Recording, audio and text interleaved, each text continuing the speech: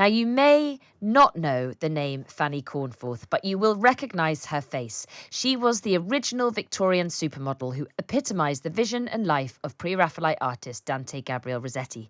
During their 25 years together, Fanny played many parts, from muse and lover to housekeeper and nurse. Because of her care of Rossetti, he was able to create some of the best-known and celebrated artworks of the 19th century.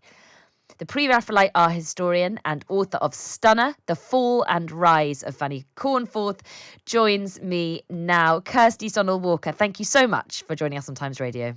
It's my pleasure. Thank you very much. Well, I'm intrigued, but for those who find that name isn't immediately familiar, perhaps you can bring her to mind with some of the famous paintings she inspired.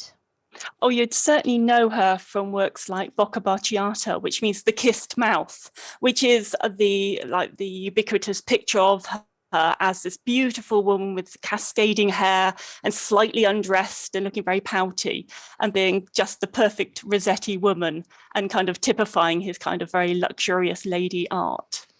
So how did she come to be his great muse? Because she came from very humble beginnings, didn't she? She did. She came from the south coast of England. She came from a place called Steyning down in Sussex. And she travelled up to London to visit her aunt who lived up in London. And she'd gone to attend the celebration of when Florence Nightingale came back from the Crimean War. And Rossetti had... Yeah, we've just had a section on Florence Nightingale, perfectly linking up. Sorry to interrupt. No, it's okay. So she was there at this having a dinner, and Rossetti came up behind her and let all the pins out of her hair because he wanted to see how beautiful her hair was. And she was slightly outraged by this very forward young man. But he said, I think you're very, very beautiful. I want to paint you. And so she went along to his studio the next day, and the rest is history. Goodness, I'm imagining, yes, so someone just comes up to you and starts ruffling your hairstyle, particularly ones in those that she must have laboured over for a long time. But what's important to you is reevaluating, restoring her reputation, because she was much maligned, wasn't she? Absolutely. Why was that? Was she a victim of the Victorian society, very patriarchal at the time?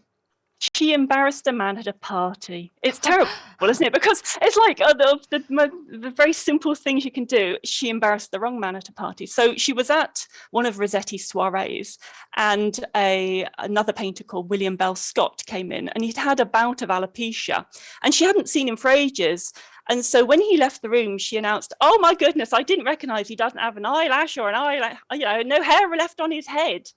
And he apparently heard about this and was so humiliated that he started this terrible rumor about Fanny being a prostitute and Fanny being just common and awful. And he basically started the rumors about how awful she was. And so most people have heard one story about Fanny Cornforth, if they've heard anything, which is that Rossetti met her not at a lovely party for Florence Nightingale, but she was down the Strand cracking walnuts between her teeth, and she fancied Rossetti, so she spat the shells at him and he picked her up.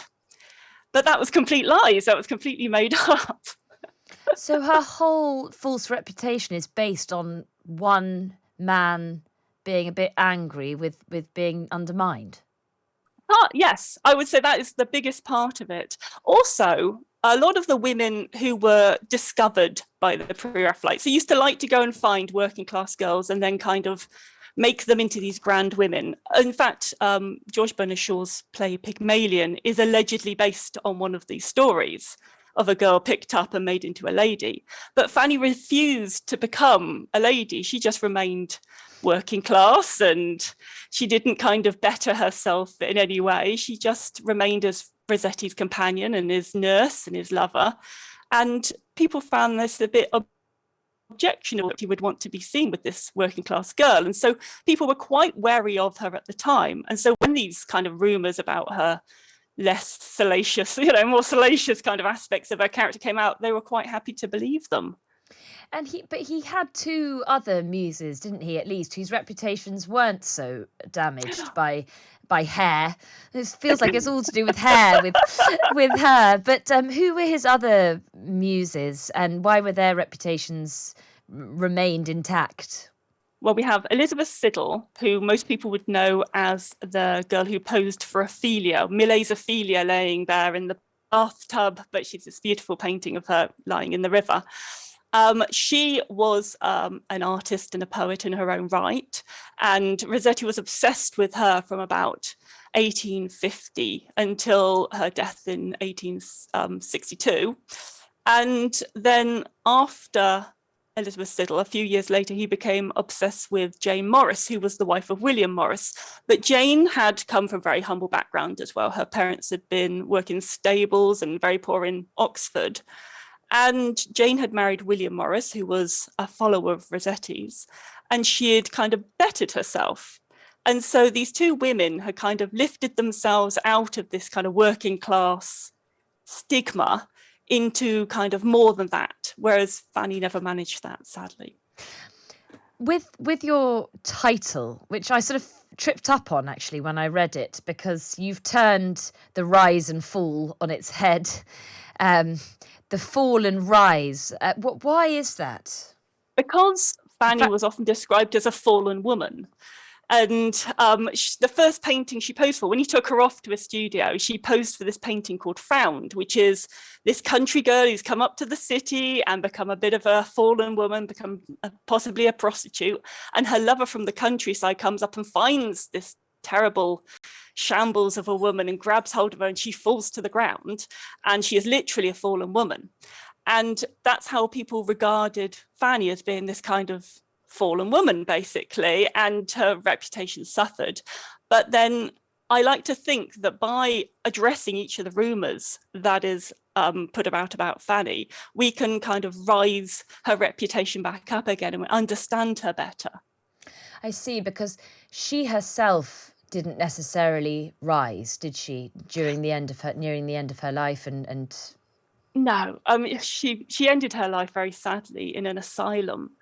She didn't. It's terrible, isn't it? Because none of the women of her family seemed to live past 30 years old, and Fanny made it to her 70s, and that in itself is remarkable, because she had managed to live quite a good life. I mean, not a bad life at all. She married a couple of times. She lived perfectly comfortably until towards the end of her life, when she began to run out of money and run out of family and friends. And then right at the end of her life, she was deemed as being too difficult and loud and awkward and placed in an asylum, where she died, sadly.